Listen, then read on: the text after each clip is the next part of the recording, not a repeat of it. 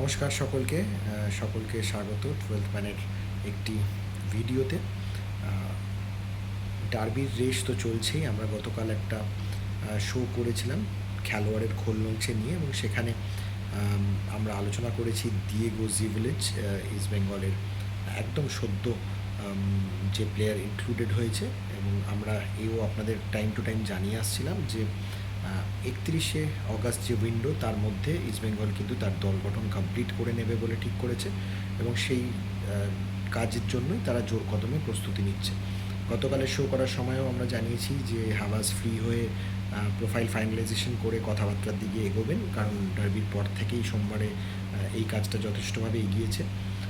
এবং আমরা একটা প্লেয়ারের নাম নিয়েছিলাম হেসুস জিমেনেস, কিন্তু আজকে ভোরবেলায় কিন্তু আমরা সেটা কনফার্ম করি যে প্লেয়ারটি কনফার্মেশনের দিকে যাচ্ছে বা যে প্লেয়ারের সঙ্গে এখন সবচেয়ে বেশি কথা অগ্রসর হয়ে আছে, সেই প্লেয়ারটি কিন্তু হেসুস জিমেনেস নয়।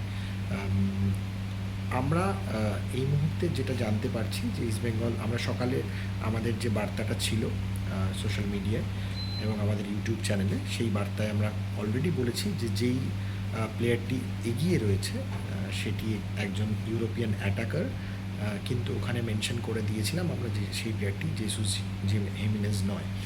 সেই জেসুসের পিছিয়ে পড়ার কারণ কি অন্য কোনো সময় অন্য কোনোভাবে একদিন আলোচনা করা যাবে, কিন্তু জেসুস জিমেনেজ কিন্তু ইস্টবেঙ্গলের র্যাডারে ছিল। এই মুহূর্তে যেটা সবচেয়ে বড় খবর, এই পার্টিকুলার যে পজিশন, এই পজিশনের জন্য ইস্টবেঙ্গল একজন টেস্টেড প্লেয়ারকে চূড়ান্ত করেছে, এবং সেই টেস্টেড প্লেয়ার আগে আইএসএল খেলেছেন, আপনারা সবাই তাকে মোটামুটি চেনেন। সেই প্লেয়ারের নাম ইকের গুয়ারেৎজেনা।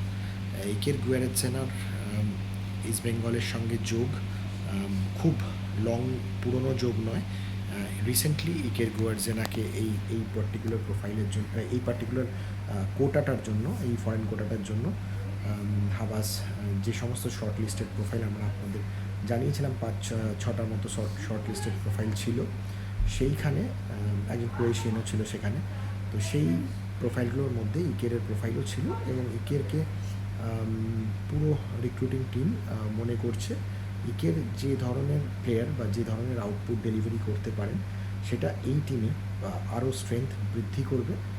যখন দরকার পড়বে তিনি অ্যাটাকে সাহায্য করতে পারেন, এবং যখন প্রয়োজন পড়বে দানি রামিরেজের পরিবর্তে তিনি অ্যাটাকিং মিডফিল্ডারও খেলতে পারবেন। মানে গোল করা বা গোল করানো দুটো কাজেই কিন্তু ইকের বেশ একটা টেস্টেড অপশন হতে পারে। তার এএফসি খেলার অভিজ্ঞতা আগে রয়েছে। তো সেইগুলো বিবেচনা করে কোচ ইকের গুয়েৎজেনার সঙ্গে কথা বলে ইস্টবেঙ্গল কিন্তু ইকের গুয়েৎজেনাকে বলতে পারেন অফার করেছে, এবং সেই অফার যদি তিনি অ্যাকসেপ্ট করে সাইন করেন, তাহলে যে কোনো মুহূর্তে ইস্টবেঙ্গলের এই লাস্ট ফরেন কোটার বিদেশি হিসাবে ইকের গুয়েৎজেনার নাম কিন্তু সামনে চলে আসবে। এছাড়া অন্য প্রোফাইলের সঙ্গে ইস্টবেঙ্গল যারা শর্টলিস্ট করে রেখেছে, তাদের ব্যাকআপ অপশান হিসাবেও একজনকে তারা হাতে রেখেছে, এবং তার সঙ্গে কথা চালিয়ে যাচ্ছে। যেটা সম্ভাবনা এই মুহূর্তে যে ইকের যদি হয়ে যান, তাহলে কিন্তু সেই ব্যাকআপ অপশানকে উপরে আর যাবে না ইস্টবেঙ্গল। তো এই মুহূর্তের সবচেয়ে ইম্পর্ট্যান্ট খবর যেটা, ইস্টবেঙ্গল কিন্তু তাদের লাস্ট ফরেন কোটার যে বিদেশি, সেক্ষেত্রে ইকের গুয়েৎজেনার নামটাই চূড়ান্ত করেছে। এখনও পর্যন্ত সই পর্ব কিছু হয়নি, পেপার বক্সের কাজকর্ম চলছে। যদি ইকের এবং ইস্টবেঙ্গল যে অফার দিচ্ছে এবং ইকের যেটা চাইছে সেটা দুটো ম্যাচ করে যায়, তাহলে ইকের কিন্তু হতে পারেন ইস্টবেঙ্গলের পরবর্তী বিদেশি। এই খবরটা আপনাদের সঙ্গে আলোচনা করার ছিল, বলতে পারেন আপডেট আকারে। তো এটা আমরা সকালবেলা ভোরবেলা একটা আভাস দিয়েছিলাম, কিন্তু এই মুহূর্তে অনেক জায়গা থেকে অনেকে আমাদের প্রশ্ন করছেন যে এই প্লেয়ারটা কি কে হতে পারে বা কী বৃত্তান্ত। তো সেই জায়গা থেকে আমরা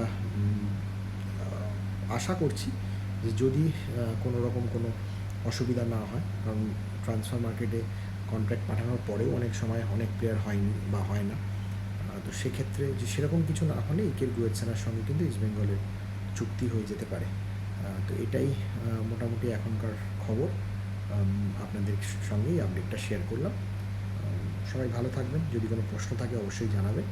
আর 12th ম্যানের সাথে রাখুন। 12th ম্যানের সঙ্গে যুক্ত না হয়ে থাকলে টুয়েলভ ম্যান পরিবারে যোগ দিন, যাতে এই পরিবারটা বড় হয় এবং টুয়েলভ ম্যানের ভয়েস আরও স্ট্রেংথেন হয়।